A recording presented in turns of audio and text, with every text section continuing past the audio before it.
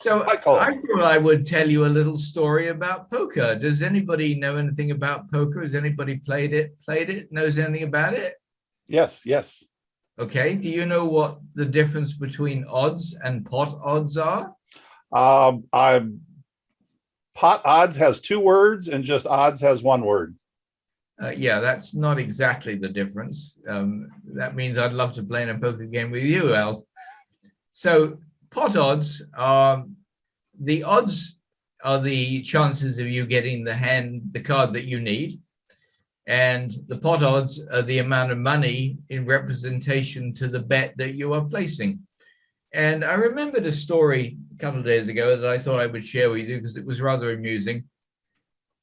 For those of you who don't know, I played poker professionally for a year in 1987. No, sorry, 81. And I played for a year. I played 6 days a week, sometimes seven. I played 16, 17 hours a day. And I did quite well at it. But one day I was playing in a very large game at the Hyatt in Incline Village. And when I say it was large, it was a 15-30 game, which is quite high stakes at that time. And there was a full table, and there was a very dynamic hand going on. And when I say dynamic, it was raise, re-raise, raise, raise, raise, re-raise. So by the time it came to the waiting for the last card or deciding to play for the last card, my odds on getting the card I needed were 5-1 against, but I was getting 30-1 pot odds. So a 5-1 negative against a 30-1 positive was a very good bet. So I duly put my money in and waited for the last card to turn. And lo and behold, the card I had been waiting for and gambling turned up. And I had won an enormously big pot. Well, you know, God is a God of irony. At least I'm convinced that he is. So I reached forward with both hands to scoop the pot towards me.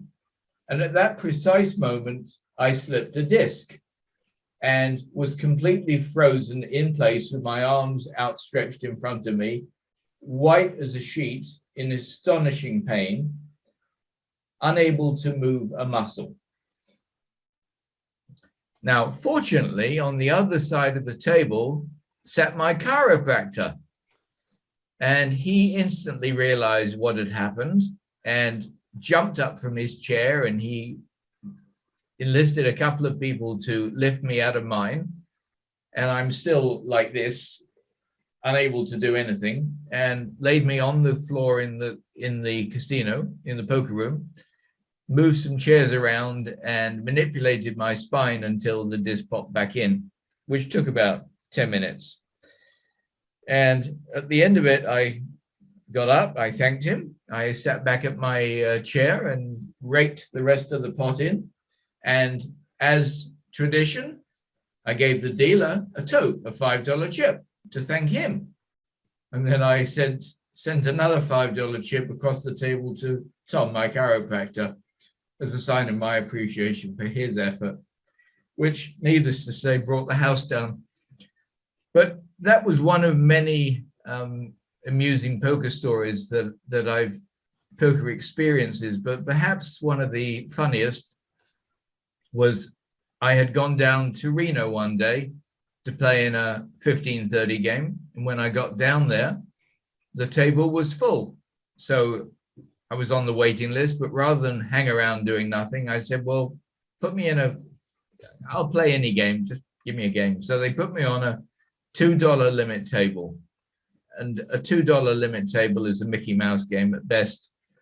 And everybody has to ante 50 cents. Well, I'm bored. I'm not going to do that. So every time the cards come out and somebody bets 50 cents, I raise it $2. And if they raise it again, I re-raise it. And I did this for half an hour and everybody threw their hand in. And finally, I did it. And the old guy sitting on the other end of the table decided that he'd had enough of my aggressive behavior. And he re-raised me. Well, I re-raised him. He re-raised me. We went to the max.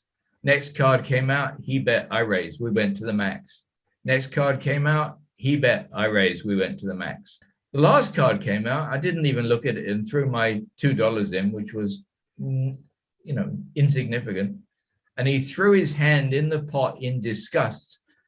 And I couldn't let it go at that because I turned my hand over and said, "Oh, a pair of twos is good, is it?" At which point the steam came out of his ears. And he said to me in a very angry voice, "This used to be a nice, friendly game." And I says, "Poker isn't a nice, friendly game. You should know that by now." And at that point, fortunately, a seat came up on the other table and I left it. But I think he was still steaming 2 hours later. Anyway, those are a couple of poker stories that I've shared with you. I hope you enjoyed them.